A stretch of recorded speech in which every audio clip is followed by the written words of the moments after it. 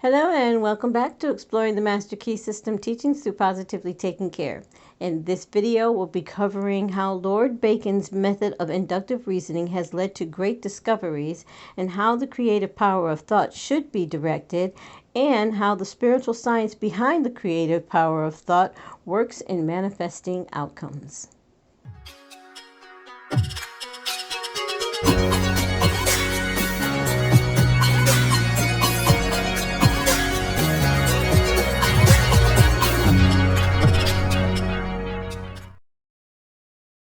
Hello and welcome back to Exploring the Master Key System Teachings Part 13. In this video, as in all the videos in this series, we first start with a brief summary and it reads like this. Introduction Part 13. Physical science is responsible for the marvelous age of invention in which we are now living, but spiritual science is now setting out on a career whose possibilities no one can foretell. Spiritual science has previously been the football of the uneducated, the superstitious, the mystical, but men are now interested in definite methods and demonstrated facts only. We have come to know that thinking is a spiritual process, that vision and imagination precede action and event, that the day of the dreamer has come. The following lines by Mr. Herbert Kaufman are interesting in this connection. They are the architects of greatness. Their vision lies within their souls. They peer beyond the veils and mists of doubt and pierce the walls of unborn time. The belted wheel, the trail of steel, the churning screw are shuttles in the loom on which they weave their magic tapestry. Makers of empires, they have fought for bigger things than crowns and higher seats than thrones. Your home is set upon the land a dreamer found. The pictures on its wall are visions from a dreamer's soul. They are the chose few, the blazers of the way. Walls crumble and empires fall. The tidal wave sweeps from the sea and tears a fortress from its rocks. The rotting nation drops off the time's bow, and only things the dreamer makes live on. Part 13, which follows, tells why the dreams of the dreamer come true. It explains the law of causation by which dreamers, inventors, authors, financiers bring about the realization of their desires. It explains the law by which the things pictured upon our mind eventually become our own. And now for the basic concepts in Part 13, starting with how Lord Bacon's method of inductive reasoning has led to great discoveries, including the spirit science revealed in this 24-week course. As Mr. Hanel writes, it has been the tendency, and as might be proved, a necessity for science to seek exploration of everyday facts by a generalization of those others which are less frequent and form the exception. Thus does the eruption of the volcano manifest the heat which is continually at work in the interior of the earth, and to which the latter owes much of her configuration. Thus does the lightning reveal a subtle power constantly busy to produce changes in the inorganic world, and as dead languages now seldom heard were once ruling amongst the nation, so does a giant tooth in Siberia or a fossil in the depths of the earth not only bear record of the evolution of past ages, but thereby explain to us the origins of the hills and valleys which we inhabit today. In this way, a generalization of facts which are rare, strange, and form the exception has been the magnetic needle guiding to all the discoveries of inductive science. This method is founded upon reason and experience and thereby destroyed superstition, precedent, and conventionality. It is almost 300 years since Lord Bacon recommended this method of study, to which the civilized nations owe the greater part of their prosperity and the more valued part of their knowledge, purging the mind from narrow prejudices, denominated theories, more effectively than by the keenest irony, calling the attention of men from heaven to earth more successfully by surprising experiments than by the most forcible demonstration of their ignorance, educating the inventive faculties more powerfully by the near prospect of useful discoveries thrown open to all than by the talk of bringing to light the innate laws of our mind. At this point, I would like to note that at times I do feel like Mr. Handel's writing style is a little bit complicated and hard to follow, as he seems sometimes a little bit too poetic and long-winded. But from what I got from this section, to my understanding, he's stating that the method of inductive reasoning through scientific experiments and studies and observations was first suggested by Lord Bacon over 200 years ago, back in 1916, and now more than 300 years ago in the 2020s.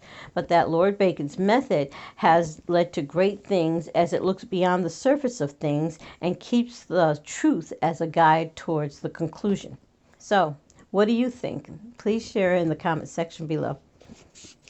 Mr. Handel then continues on stating, the method of Bacon has seized the spirit and aim of the great philosophers of Greece and carried them into effect by the new means of observation which another age offered, thus gradually revealing a wondrous field of knowledge in the infinite space of astronomy, in the microscopic egg of embryology, in the dim age of geology, disclosing an order of the pulse which the logic of Aristotle could never have unveiled, and analyzing into formerly unknown elements the material combination which no dialect of the scholastics could force apart. It has mitigated pain. It has extinguished diseases. It has increased the fertility of the soil. It has given new securities to the mariner. It has spanned great rivers with bridges of forms unknown to our fathers. It has guided the thunderbolt from heaven to earth. It has lightened up night with the splendor of day. It has extended the range of human vision. It has multiplied the power of human muscle. It has accelerated motion. It has annihilated distance. It has facilitated intercourse, correspondence, all friendly offices, all dispatches of business. It has enabled men to descend into the depths of the sea, to soar into the air, and to penetrate securely into the noxious regions of the earth. This then is the true nature and scope of induction. But the greater the success which men have achieved in the inductive science, the more does the whole tenor of their teaching and example impress us with the necessity of observing carefully, patiently, accurately, with all the instrument and resources at our command, the individual facts before venturing upon a statement of general laws. Mr. Handel then goes on to explain how the creative power of thought should be directed, where he continues on stating, it will be found that the creative power of thought will explain every possible condition or experience, whether physical, mental, or spiritual. Thought will bring about conditions in correspondence with the predominant mental attitude. Therefore, if we fear disaster, as fear is a powerful form of thought, disaster will be the certain result of our thinking. It is this form of thought which frequently sweeps away results of many years of toil and effort. If we think of some form of material wealth, we may secure it. By concentrated thought, the required condition will be brought about and the proper effort put forth, which will result in bringing about the circumstances necessary to realize our desires. But we often find that when we secure the thing we thought we wanted, they do not have the effect we expected. That is, the satisfaction is only temporary, or possibly is the reverse of what we expected. What then is the proper method of procedure? What are we to think in order to secure what we really desire? What you and I desire, what we all desire, what everyone is seeking is happiness and harmony. If we can be truly happy, we shall have everything the world can give. If we are happy ourselves, we can make others happy. But we cannot be happy unless we have health, strength, congenial friends, pleasant environment, sufficient supply, not only to take care of our necessities, but to provide for those comforts and luxuries to which we are entitled. The old orthodox way of thinking was to be a worm, to be satisfied with our portion, whatever it is. But the modern idea is to know that we are entitled to the best of everything, that the Father and I are one, and that the Father is the universal mind, the Creator, the original substance from which all things proceed. Now admitting that this is all true in theory and that it has been taught for 2,000 years and is the essence of every system of philosophy or religion, how are we to make it practical in our lives? How are we to get the actual tangible results here and now? In my opinion, I must add that some of what Mr. Handel describes as necessary for happiness is debatable, but the important thing is to remember what he's saying is that happiness is the goal, so we are to direct our creative thoughts towards happiness and harmony. He then goes on to explain how the spiritual science behind the creative power of thought works in manifesting outcomes, as he concludes. In the first place, we must put our knowledge into practice. Nothing can be accomplished in any other way. The athlete may read books and lessons on physical training all his life, but unless he begins to give out strength by actual work, he will never receive any strength. He will eventually get exactly what he gives, but he will have to give it first. It is exactly the same with us. We will get exactly what we give, but we shall have to give it first. It will then turn to us manyfold, and the giving is simply a mental process because thoughts are causes and conditions are effects. Therefore, in giving thoughts of courage, inspiration, health, or help of any kind, we are setting causes in motion which will bring about their effect. Thought is a spiritual activity and is therefore creative. But make no mistake, thought will create nothing intentfully unless it is consciously, systematically, and constructively directed, and herein is the difference between idle thinking, which is simply a dissipation of effort, and constructive thinking, which means practically unlimited achievement. We have found that everything we get comes to us by the law of attraction. A happy thought cannot exist in an unhappy consciousness. Therefore, the consciousness must change, and as the consciousness changes, all conditions necessary to meet the changed consciousness must also gradually change in order to meet the requirements of the new situation.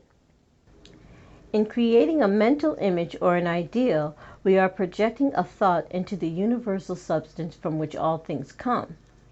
This universal substance is omnipresent, omnipotent, and omniscience. Are we to inform the omniscience as to the proper channel to be used to materialize our demand? Can the finite advise the infinite? This is the cause of failure, of every failure.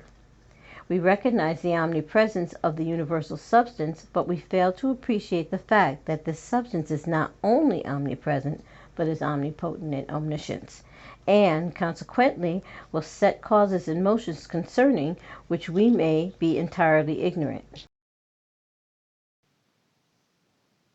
Next, we will cover the technique exercise for the week, where Mr. Handel continues on this point as he writes, "We can best conserve our interest by recognizing the infinite power and infinite wisdom of the universal mind, and in this way become a channel whereby the infinite can bring about the realization of our desire. This means that recognition brings about realization. Therefore, for your exercise this week, make use of this principle. Recognize the fact that you are a part of the whole, and that a part must be the same in kind and quality as the whole. The only difference there can possibly be is in degree.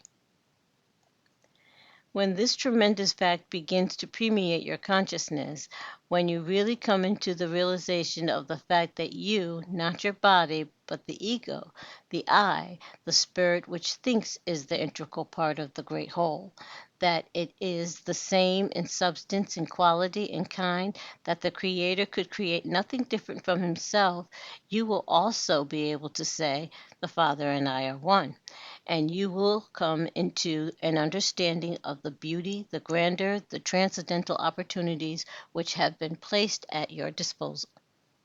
And now for the study guide questions for part 13. Starting with 121, it asks, "What is the method by which natural philosophers obtain and apply their knowledge?" The answer is to observe individual facts carefully, patiently, accurately, with all the instruments and resources at their command before venturing upon a statement of general laws. Number 122. How may we be certain that this method is correct? Answer: by not permitting a tyrannical prejudice to neglect or mutilate unwelcome facts. 127. How may we account for much of the strange and heretofore unexplainable phenomena which is constantly taking place? Answer: by the creative power of thought. 128. Why is this so? Answer: because when we learn of a fact, we can be sure that it is the result of a certain definite cause, and that this cause will operate with invariable precision. 129. What is the result of this knowledge? Answer: it will explain the cause of every possible condition, whether physical, mental, or spiritual. 130. How will our best interests be conserved? Answer: by a recognition of the fact that a knowledge of the creative nature of thought puts us in touch with infinite power. So that concludes Exploring the Master Key System Teachings Part 13. Please remember to share your insights, perspectives, and opinions in the comments section below. Thank you for watching.